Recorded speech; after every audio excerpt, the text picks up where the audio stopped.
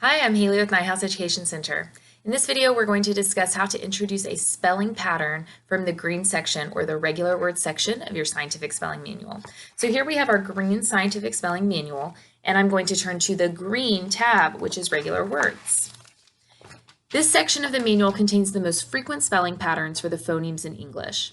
In scientific spelling, we introduce spelling patterns using a guided auditory visual discovery method. There are two different scripts you can use to introduce spelling patterns from this section. The first page in this section contains a script for introducing words that have a single spelling of a sound, and the next page has a script for introducing multiple spellings of a sound. So depending on what sound or pattern you're introducing, you might use script 1 or script 2.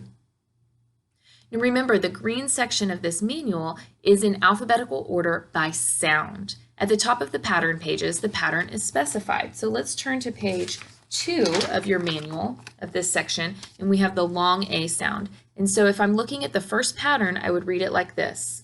The A sound in initial or medial position of a one-syllable base word is spelled A consonant E, as in cake. Notice that I have some lines that differentiate columns here on my page. This is going to tell us when we have a spelling in initial, medial, or final position. Note that final has a double line. So to introduce patterns in the green section, like I mentioned, you're going to use that discovery method of teaching to heighten students' awareness of the sounds and letter patterns in that spelling.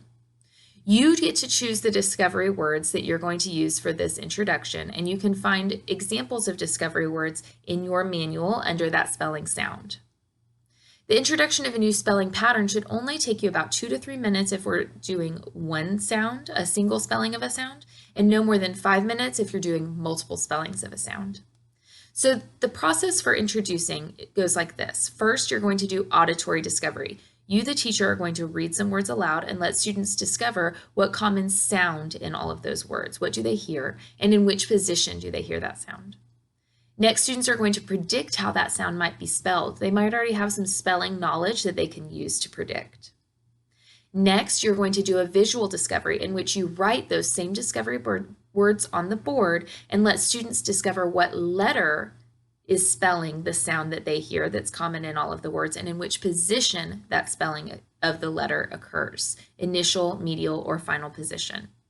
Next, students are going to verbalize what they think the pattern of the spelling is. You're going to help them along by scaffolding to make sure you get all of the information. Then students are going to turn to that page in their notebook and read the specific spelling pattern at the top of the page. And finally, you will use the SOS procedure to take students through spelling 5 practice words in their own notebook. So let me model for you the introduction of a spelling pattern of a single sound. For this modeling, I'm going to do the sound, which is found on page 28 of your scientific spelling manual if you'd like to follow along. I'm going to be using this script, which is the page 1 script, since we're just introducing a single spelling of a sound. Here we go. I'm going to say some words. I want you to repeat each word after me. Listen for the sound that is the same in all of the words. Man, mint, pump, hymn, slam. What sound did you hear in all of those words? You heard the sound.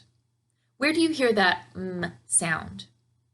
Good, you heard it in initial, medial, and final position of those words. So let's make a prediction about how this sound might be spelled. What is a prediction? It's an educated guess. Think about what you know about our English language. How do you think this sound might be spelled?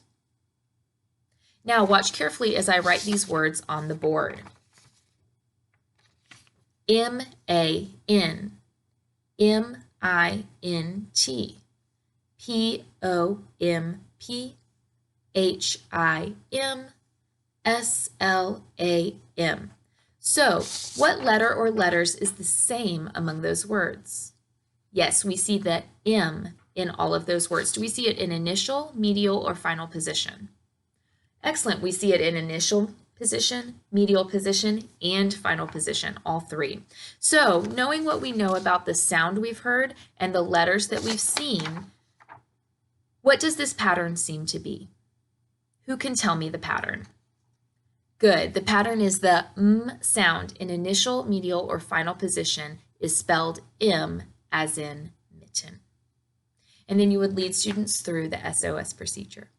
Remember, you can always refer to your scientific spelling manual or your training materials for more information.